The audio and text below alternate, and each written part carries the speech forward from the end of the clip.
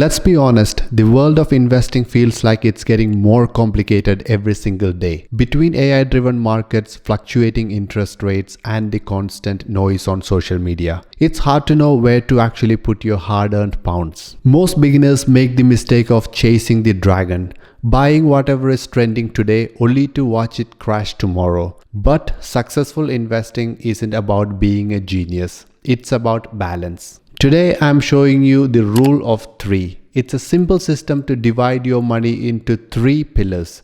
1 to grow your wealth, 1 to stabilize it, and 1 to insure it. We are going to deep dive into the latest 2026 facts for stocks, bonds, and gold. And by the end of this video, I will tell you exactly how to split your money based on your age and life situation. Let's get right into it. Pillar number 1.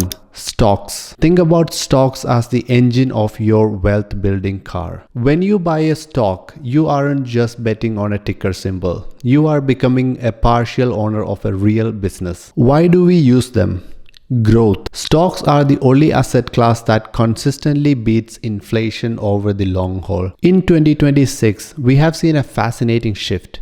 While US tech has been the story for years, the FTSE 100 here in the UK has staged a massive comeback, with banking and energy sectors seeing nearly 20% growth this year alone. Here are the statistics you need to know. Let me give you a statistic that actually sounds like magic. Let's look at 2 people.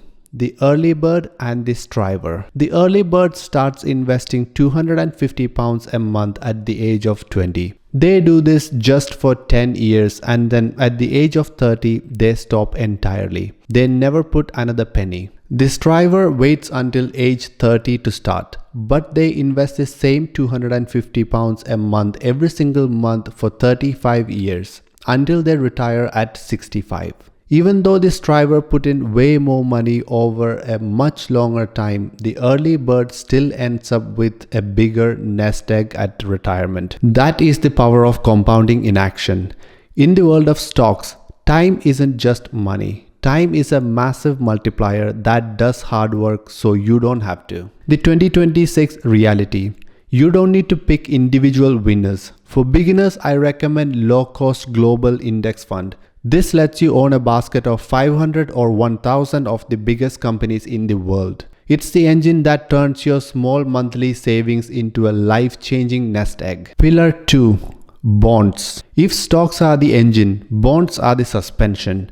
They make the ride smooth, so you don't get investor motion sickness when the market gets bumpy. A bond is essentially a loan. You lend your money to a government, like the UK government through gilts or a large company. In return, they pay you regular interest, which we call a yield. Why do we use them? For years, bonds were boring because interest rates were near zero. But in 2026, bonds are back in a big way. Currently, UK Gilts are offering yields between 4.5% to 5.2%. This is the highest we have seen in nearly 15 years. The statistic you need to know. Bonds have what we call a negative correlation to stocks. Historically, when stock market drops by 10% or more, high quality bonds tend to stay flat or even rise. They act as a parachute. The 2026 reality.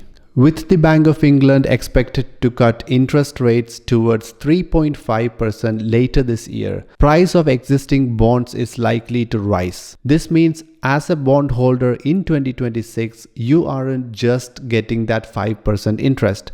You might also see the value of your investment increase. It is the ultimate sleep well at night asset. Pillar 3. Gold. The third pillar is gold. Now, gold is different. It doesn't pay you interest like a bond and it doesn't grow profits like a company. So why own it? Gold is purchasing power insurance. It's the only asset that isn't someone else's liability. It doesn't rely on a government's promise or a bank's solvency. The statistics you need to know. In 2026, UK inflation is sitting around 3.2%. If your money is sitting in a standard bank account paying you 2%, you are technically losing 1.2% of your wealth every single year. Your money is melting. Gold, however, has historically acted as a sponge for inflation, soaking up that loss of value over decades. The 2026 reality. We are currently in a global gold rush. 43% of the world's central banks have stated they plan to increase their gold reserves this year. When the biggest, most professional investors in the world are buying gold to protect their nations, it's a strong signal that we should probably have a little bit in our insurance pile too. Let's look at the allocation. Who should buy what? Now, you are probably wondering which mix is right for me. Well, a great rule of thumb to keep in the back of your mind is rule of 120. You just take the number 120, subtract your current age, and the number is roughly the percentage you should have in stocks. The rest goes into your safety pile of bonds and gold. But let's look at how they actually feel in real life. First, you have got the early starters. If you are between 20 and 35, you have the ultimate cheat code. And that is time. Because you aren't planning to retire for decades, you can afford to have a bit of bumpy ride. For you, I would be looking at a heavy engine mix. Maybe 85% stocks, 10% in gold as insurance, and just a tiny 5% bonds. At this stage, your goal is simple. Pedal to the metal and grow that pot as fast as you can. Next, we have the mid-career builders. This is the 35 to 55 bracket. You are likely earning more now, but life is also getting more expensive. Maybe you have got a mortgage or a family to think about. You still need to grow, but a massive market crash would hurt a lot more now than it did in your 20s. So we start to build a cushion. You might shift to 65% stocks, pull your bonds up to 25% and keep that 10% in gold. You are still moving forward, but you are adding some high quality suspension to that car. Finally, there are the pre-retirees. Those of you aged 55 and over, you are in the home stretch now. At this point, protecting what you have built is just as important as growing it. You don't want a market dip right before you stop working to ruin your plans. This is where you balance things out. 45% in stocks to keep in pace with inflation, but a massive 45% in bonds to provide actual cash you will live on, with your 10% gold acting as the final safety net. One final pro tip. Remember that this rule of 3 is designed for your long-term wealth.